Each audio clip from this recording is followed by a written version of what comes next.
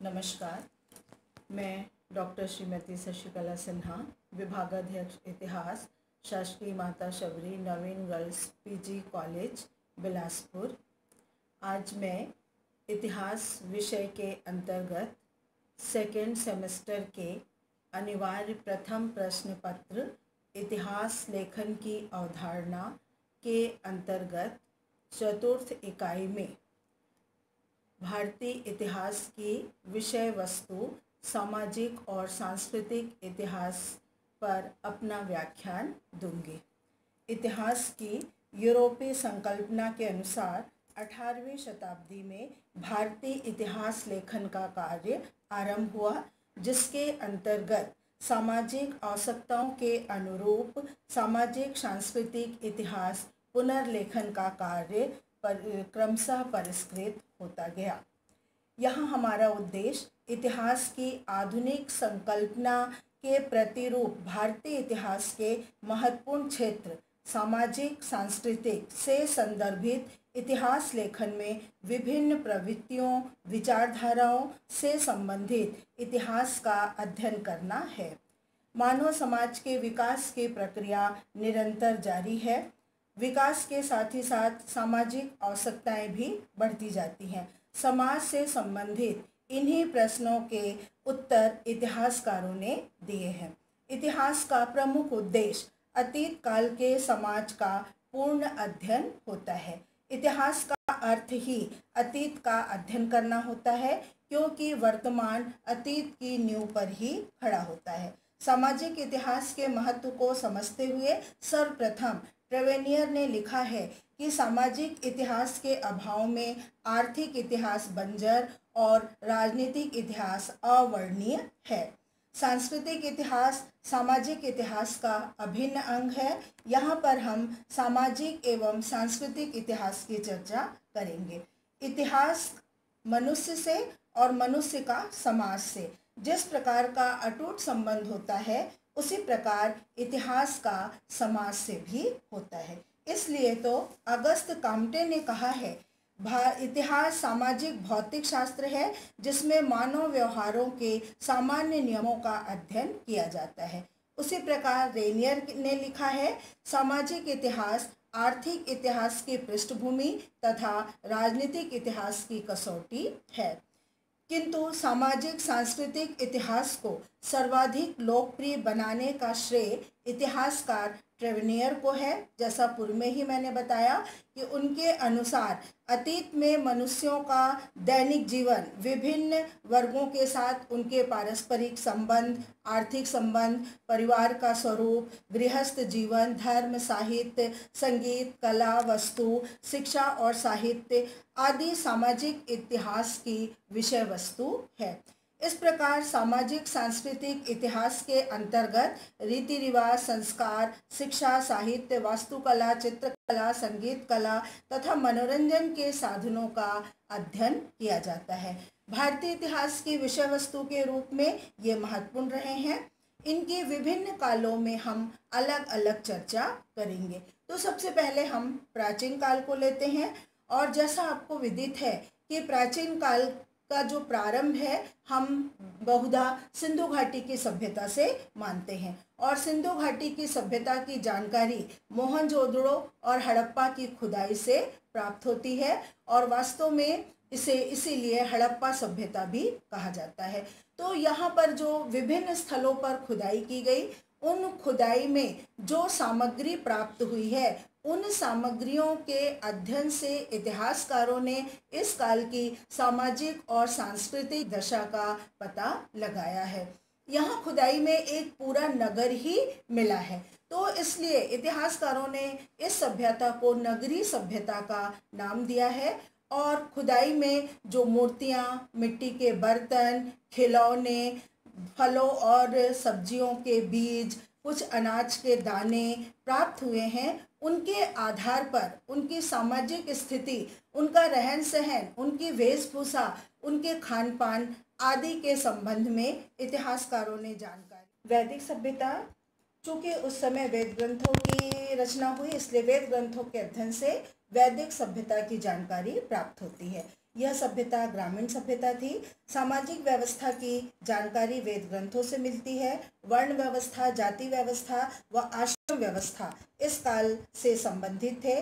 बढ़ई, स्वर्णकार, चर्मकार, जुलाहे, कुंभकार आदि प्रमुख व्यवसायी थे। उत्तर वैदिक काल तक आते आते सामाजिक स्थिति में और परिवर्तन आया और अनेक संस्कार, जिनमें 16 संस्कार, यज्ञ, कर्मकांड, जादू टोने में विश्वास, विवाह संस्कार, जन्म संस्कार समाज में प्रचलित हो गए। इसमें स्त्री और पुरुष दोनों ही भाग लेते थे। स्त्री पुरुष दोनों ही आभूषण प्रिय थे। स्त्रियों की स्थिति भी लगभग अच्छी ही बताई जाती है।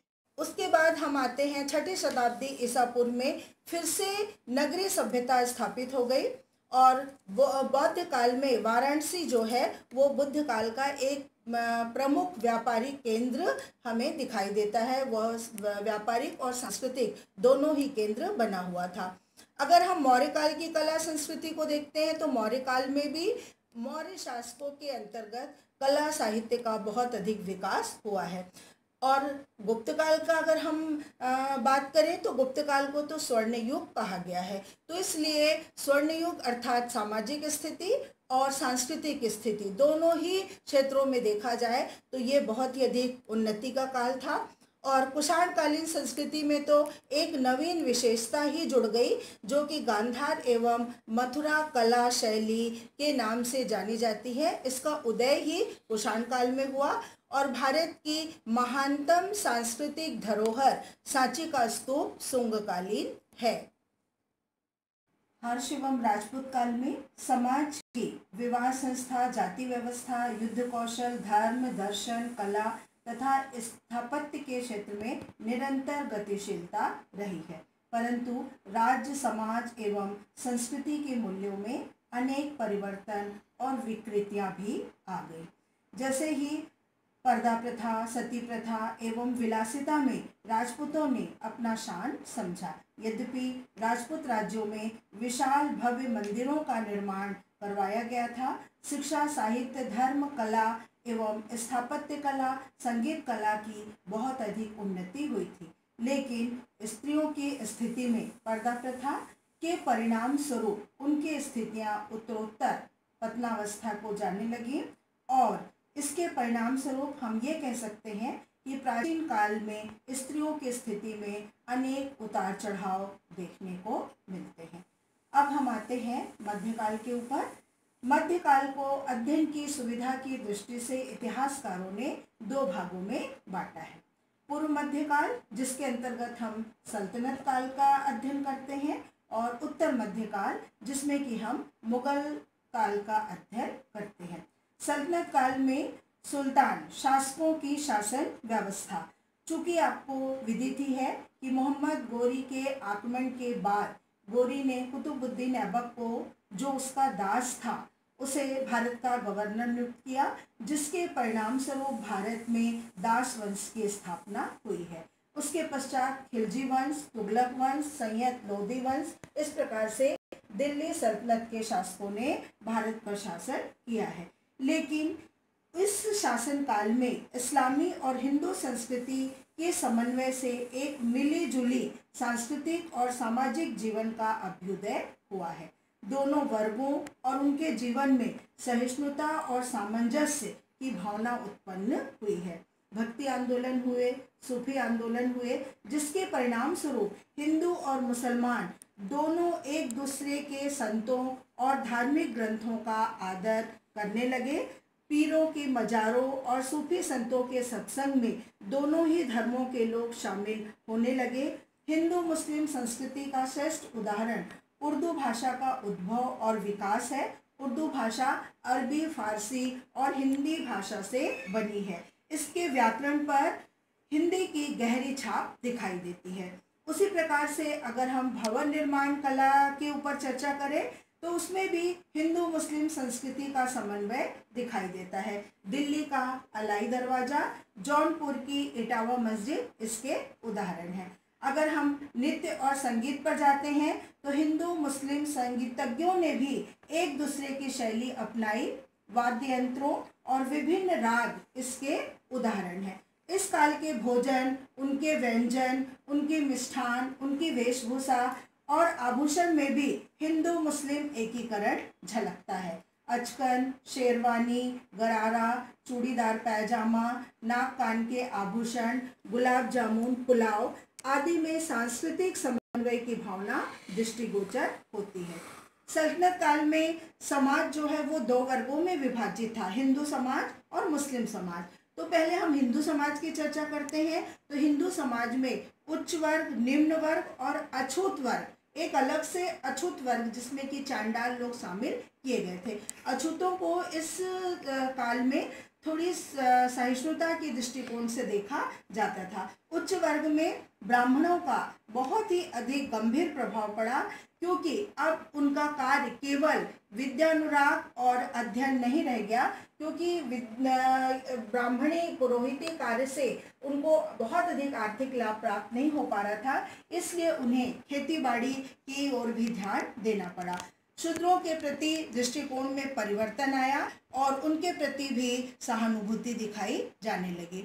अगर हम स्त्रियों की स्थिति की चर्चा करें तो प्राचीन काल की तुलना में इस काल में स्त्रियों की स्थिति में गिरावट आई है। उनमें स्वतंत्रता का अभाव देखा गया है, क्योंकि बाल्यावस्था में वो अपने पिता के नियंत्रण में थे, विवाह के उपरांत वे पति के नियंत्रण में और वृद्धावस्था में युवा पुत्रों के नियंत्रण में रहते थे। मुसलमानों के आगमन के कारण उनके भय से अनेक प्रकार की सामाजिक कुरीतियां घर कर गई थीं।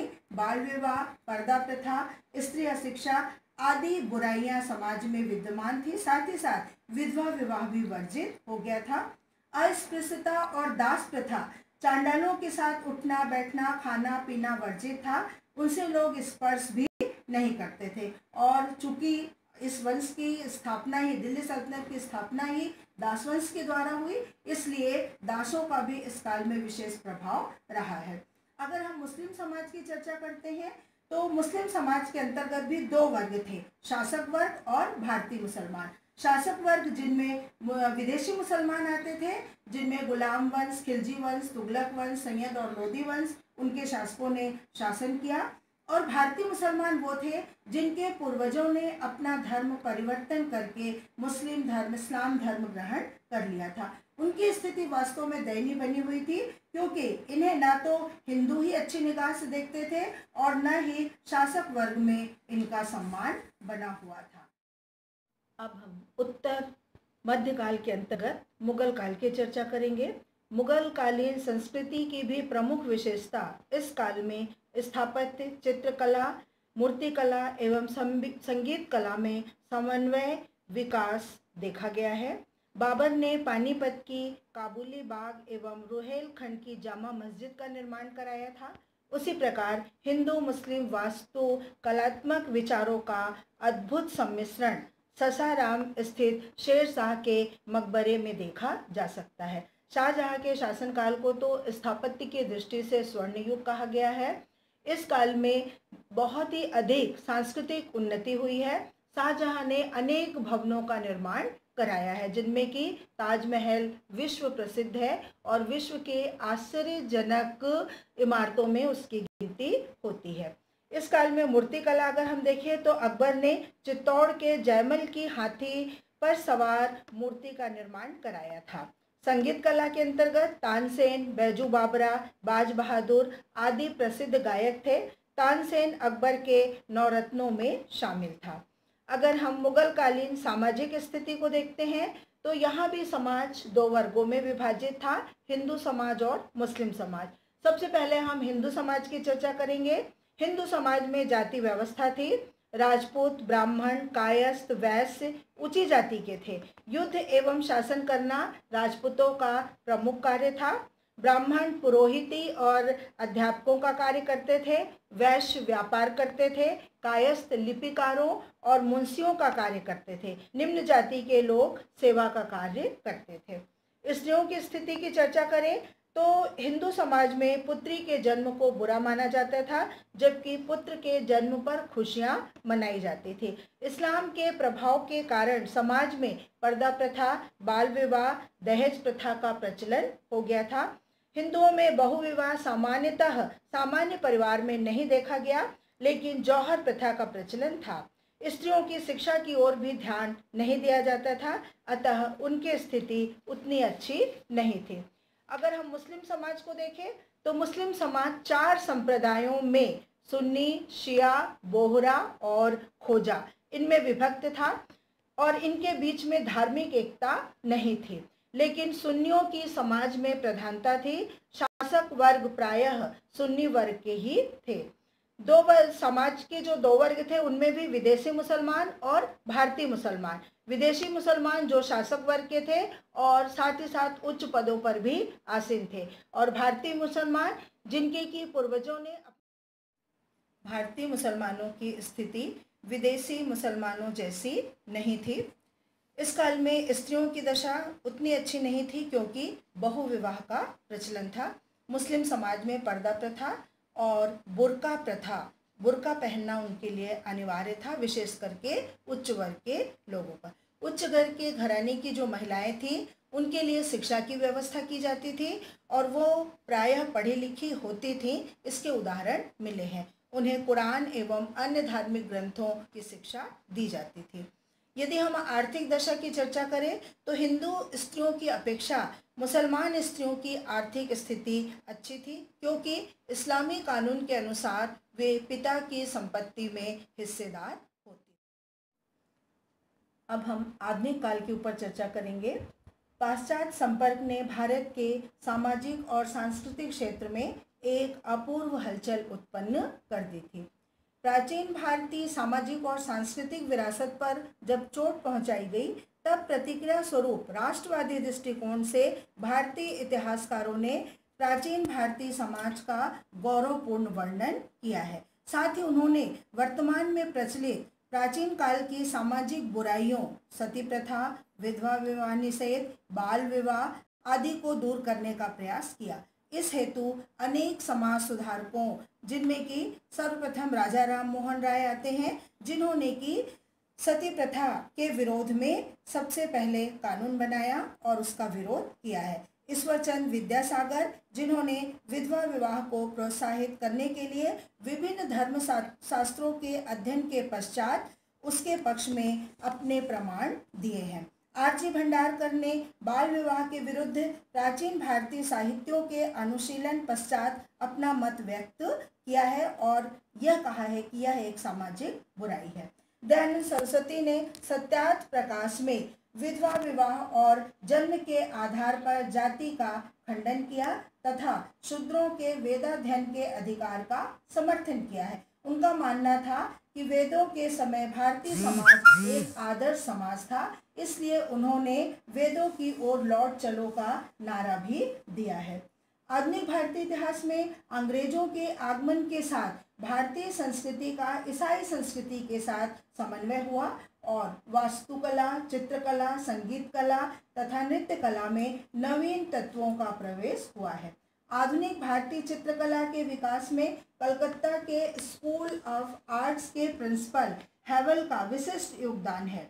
अवनींद्रनाथ टैगोर ने कलकत्ता में Indian society of oriental art प्राचीन कला की भारतीय परिषद का संगठन किया है, जिसका उद्देश्य भारतीय कला की प्राचीन परंपरा का पुनरुद्धार करना था। सुरेंद्र गांगुली, नंदलाल बोस आदि प्रसिद्ध कलाकारों ने इसके संपर्क में ही अपनी कला का विकास किया है। रवि वर्मा, गगनेंद्र नाथ तथा जैमिनी राय तथा अमृता शेरगिल आदि चित्रकारों पर पाश्चात्य प्रभाव देखा जाता है। संगीत के क्षेत्र में देखें तो भातखंडे ने संगीत के उत्कर्ष के लिए बड़ौदा में एक संस्था की स्थापना की। रविन्द्रनाथ टैगोर ने बंगाल में संगीत की नई परंपरा का आरंभ किया, जो रविंद्र संगीत के नाम से जाना जाता है। नृत्य के क्षेत्र में कथक, कथकली, भरतनाट्यम, मणिपुरी आदि शैलियाँ विकसित हुई हैं। स्थापत्य के क्षेत्र में अगर हम देखते हैं तो सरकारी भवनों के निर्माण में पाश्चात्य शैली का स्पष्ट प्रभाव दिखाई देता है। भारत में पाश्चात्य वास्तुकला का नमूना कलकत्ता स्थित विक्टोरिया मेमोरियल हॉल में और दिल्ली के राष्ट्रपति भवन में देखने को मिलता है। आधुनिक काल में भारतीय प्राचीन कला का पुनरुद्धार बिरला मंदिरों में देखा जा सकता है। यह पाश्चात्य संस्कृति का प्रभाव है कि भारत की कई जातियों में डेविड, मैक, जॉन आदि नाम मिलते हैं। आज समस्त भारत में यहाँ तक कि गांवों में भी अंग्रेजी शब्द एवं मुहावरे स्थानीय भाषाओं में आ गए हैं, जैसे thank you, railway station, hospital, hotel, election, union, school आदि। अंग्रेजों ने भारत में रेलवे, डाकतार, पोस्ट ऑफिस की स्थापना कर भारत में भौतिक एवं व्यावसायिक क्रांति का आरंभ किया। इससे भारतीय संस्कृति को भी नए आयाम मिले हैं। इस प्रकार हम देखते हैं कि सामाजिक सांस्कृतिक समन्वय भारतीय इतिहास की महत्वपूर्ण विशेषता रही है। प्राचीन भारत में कुषाण काल में यूनानी सांस्कृतिक समन्वय से गंधार कला का विकास हुआ। मध्यकालीन भारत में हिंदू मुस्लिम संस्कृति के समन्वय से भारतीय स्थापत्य को नए आयाम दिए गए एवं आधुनिक भारत के इतिहास में पाश्चात्य संस्कृति के समन्वय ने भौतिकवाद को बढ़ावा दिया। अतः निश्चित रूप से सामाजिक सांस्कृतिक इतिहास भारतीय इतिहास की सर्व प्रमुख विषय वस्तु रही है, जिसने प्रत्येक काल के इतिहास को नवीन दिशा प्रदान की है। धन्यवाद।